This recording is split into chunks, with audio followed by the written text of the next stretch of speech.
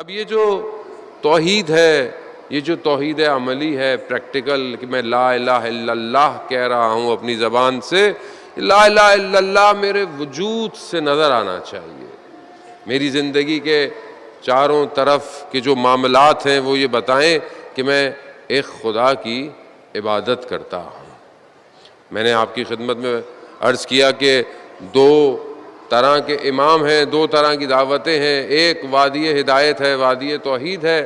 خدا قرآن میں بھی کہہ رہا ہے کہ ہم نے جو ہے وہ قرار دیا وجعلنا ائمۃ، ہم نے ائمہ کو کس لیے؟ ہدایت کے لیے قرار دیا. حضرت ابراہیم کے لیے جو اور ان کے اولاد کے لیے یہ آیت ویسے تو نازل ہوئی، لیکن خدا نے ائمہ کو ہدایت کے لیے. دوسرے جو امام ہیں وہ آگ کی طرف دعوت دے رہے ہیں، وہ جہنم کی طرف دعوت دے رہے ہیں. دنیا انہی دو پیکج کہہ لیں، دو بلاک کہہ لیں، دو کششیں کہہ لیں، انہی دو کششیں اٹریکشن کے درمیان میں زندگی گزاری جا رہی ہے.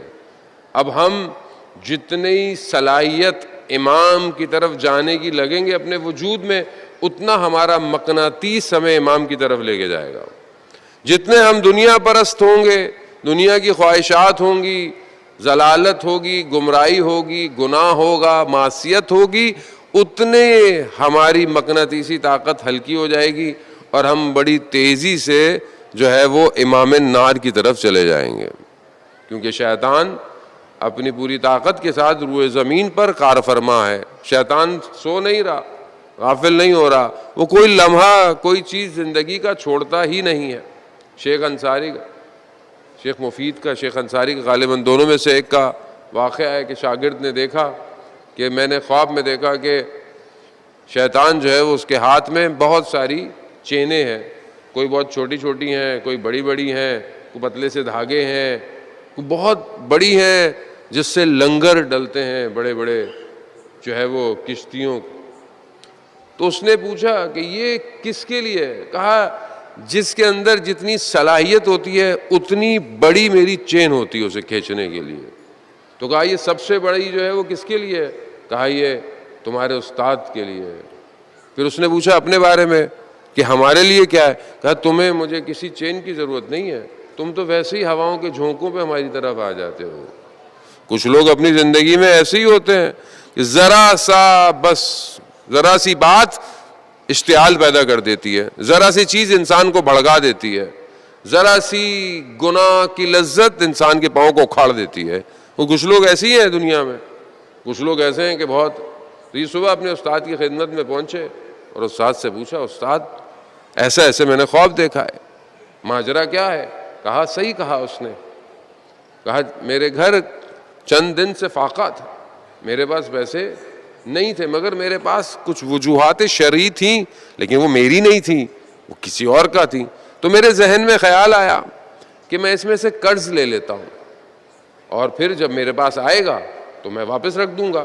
گناہ نہیں کر رہے، کسی کا حق نہیں کھا رہے، قرض لے رہے ہیں، جائز ہے. لیکن جتنا بڑا مرتبہ ہوتا ہے معاملات اتنے سینسٹیو ہو جاتے ہیں.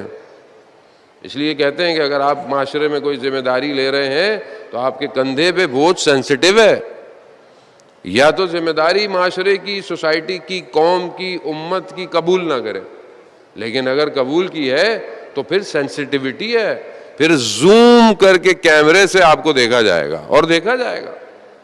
تو کہتے ہیں میں نے نیت کی، گھر سے نکلا، بازار تک پہنچا، دکان کے پاس مجھے خیال آیا کہ اگر میں مر جاؤں تو کسی کیا پتہ چلے گا کہ میں نے قرض لیا تھا کہ نہیں لیا تھا. کہا بس یہ خیال آیا، میں واپس آ گیا. کہا وہ چین توڑ دی. وہ شیطان اپنے سسٹم کو، اب آپ بولیں کہ جی ہمیں شیطان کچھ نہ کہے، اور ایسا ممکن نہیں ہے. آپ کو اس وادی ضلالت سے گزرنا پڑے گا، اسی کو عبور کرنا پڑے گا، لیکن آپ کا امام آپ کی ہدایت کے لیے ہے. اگر آپ نیت کر لیں تو آپ کا امام اس وادی سے آپ کو نکال کے لے جائے گا، اور یہ ضروری ہے. اور اس کے لیے یہ کہ انسان لا الہ الا اللہ کو مضبوط کرے. جو خدا پر توکل کرتا ہے وہ سبقت حاصل کرنے کے لیے، خیر کے لیے دوڑتا ہے. قرآن بھی کہہ رہا السابقون السابق، وہ جو پہلے پہنچیں گے وہ کامیاب ہیں، جو پہلے خیر تک پہنچے گا وہ، یہ مقابلہ ہے نا، یہ خیر کو حاصل کرنا۔ اس لیے روایات بھی کہتی ہیں کہ باقی چیزوں میں بے شک پیچھے رہو لیکن نیکی میں سبقت حاصل کرو۔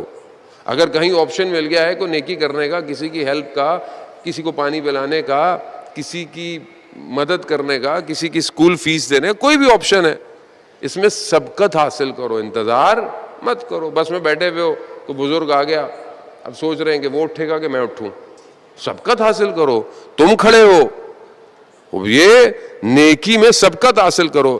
لیکن جو اس نیکی کی دوڑ میں ہے اسے دنیا کے مسائل روکتے نہیں ہیں، اسے صحت، اسے بیماریاں، اسے دولت، اسے شہرت، اس کی اولاد اس کے پاؤں میں زنجیروں کی طرح اسے پکڑتی نہیں ہے۔ کیوں؟ کیونکہ اسے نیکی میں سبقت حاصل کرنی ہے۔ سید الشہداء علیہ الصلوۃ والسلام نے کربلا میں یہی دروازے کو کھولا ہے، آؤ سبقت حاصل کرو، لے کر آؤ جو ہے تمہارے پاس، آؤ، دروازہ کھلا ہے۔ امام نے ایسا دروازہ کھولا ہے آج تک کھلا ہوا ہے۔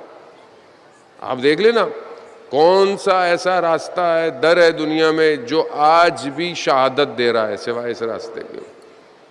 کوئی ہے دروازہ؟ امام نے جو دروازہ کھولا کربلا میں، کیا وہ دروازہ بند ہو گیا؟ آج بھی کھلا ہوا ہے۔